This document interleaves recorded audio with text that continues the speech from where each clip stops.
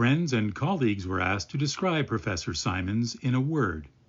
This is how they remembered him. Many people have asked me about Tom's legacy, and I do like to say that Tom's legacy, for those of us at Trent, is us. Without Tom, there wouldn't be Trent University, and it wouldn't have become what it's become. He laid the pathway that made it possible for all of us to be here, to do the work that we do, to teach the students, to do the research, to have the wonderful conversations, to enjoy the river and the campus that he and others built. So in my mind, Tom's great legacy is Trent University. I think I have to say that because I'm president of the university, but I really do think that's kind of the jewel in the crown of what he did, and it's thriving and it's doing well, and I think it's not exactly, but it's staying very true to the core values that he had, and I think he would be very pleased with that. I would describe Professor Tom Symons in one word, using the word humility. Here's a man with 13 honorary degrees, a man that had an Order of Canada, a man that had an Order of Ontario, was invested as a Knight in the Order of St. Sylvester, had a role to play in founding a dozen other universities and colleges. And this was a man that you wouldn't know of any of those accomplishments if you didn't know who he was. And this was a man that was able to relate to any individual that he encountered, and especially like talking to students. And I watched him at different dinners at Traill College, and his interacting with young undergraduate students and graduate students, and he had a real passion to know what their research interests were and what they were studying. And he was just such a humble individual that he just inspired you with his humility, and was a fascinating individual to be around. I think caring is the word I would most describe, because I think his real legacy actually lies in all of those whose lives he touched, and that he really did care. And the students that he encouraged, and his infectious love of Canada and its people and its culture, and simply being an inspiring role model. It would be something about leadership. That's the context in which I knew him, as a leader who had a vision and who could inspire that vision in others until they became with him a team, wanting to make that vision happen. He was very compassionate, soft-spoken, and he liked to listen to whoever he is talking to, and he took your advice or your suggestions or the discussion you have at the time to heart, and an individual really felt real comfortable when you were with him. I'll always remember Professor Symons, of his compassion, his soft-spoken voice, his laughter. One word kept jumping out, and it was absolutely accurate. It was the word kind. One person, former editor of the Arthur, said, I think Tom Symons, THB Symons, was the kindest man I'll ever meet.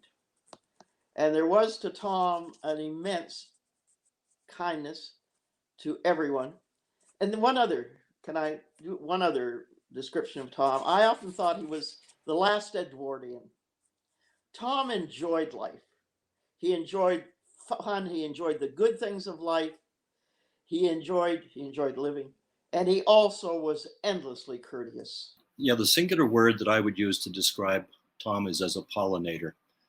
The myriad of organizations, institutions, and initiatives he was involved in, he brought a unique set of sensibilities that allowed them to bear fruit. They included respect, rigor, enthusiasm, and a positive inclination for the benefit of mankind. He's left behind a very verdant garden, and for that we should be so thankful. I actually would like to say the word joy, because I think he also had a tremendous ability to find joy. And other people certainly have commented on this in various capacities, but to find joy both in simple and complex aspects of life. We would go outside into the garden sometimes here and have a look at his squash, or have a look at a beautiful tree or bush that he and Mrs. Symons had just planted. And he would take great joy in that. And he said to me when I was just, reaching a point where I was trying to figure out a little bit about what else I would like to do professionally, he said, you need to make sure you do something that brings you joy. And I think that that's what he was so terribly good at, was finding the joy in all of the work that he was doing and all of the interactions he pursued. And I think that it came through in the way in which he interacted with people and the impression that he made on them as well. So joy is my word of choice. Gracious. I would say that he had great grace in his dealing with other people, with the students, with his colleagues, with the public at large. Always sensitive and warm. He was in some ways he was very formal, but there was a degree of informality to Thom that enabled people from all cuts of cloth to feel very comfortable in his presence. He had a special talent, if not a knack, to put people, total strangers, at ease very quickly, and I marveled at his ability to do that. I think friend.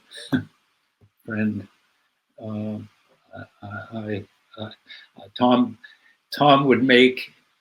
I think everybody who entered his life or entered into his world, make them feel like a friend, and that would be my first word. Gentleman.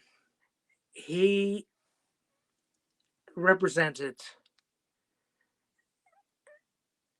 the classic definition of a gentleman by Cardinal Newman in 1850 or so. A person who doesn't inflict pain on others. And I think the corollary of that is that a gentleman makes other people's lives as pain-free as it's possible to do. And that's what he did. He devoted his life to selfless service. Kindness. I think that there's not another word that can sum up, well, there's many words that can sum up my father, but he was the personification of kindness. But he never stopped being social, was always a whirlwind.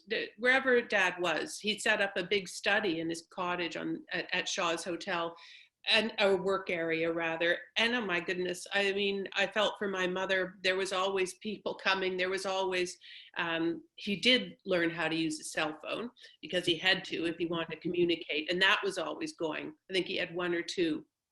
And he just was a people person, and he loved his life, and he had a great one. And it was 91 years of being active, really up until the very end. And so I'm really grateful for that. He just had a full and rich life.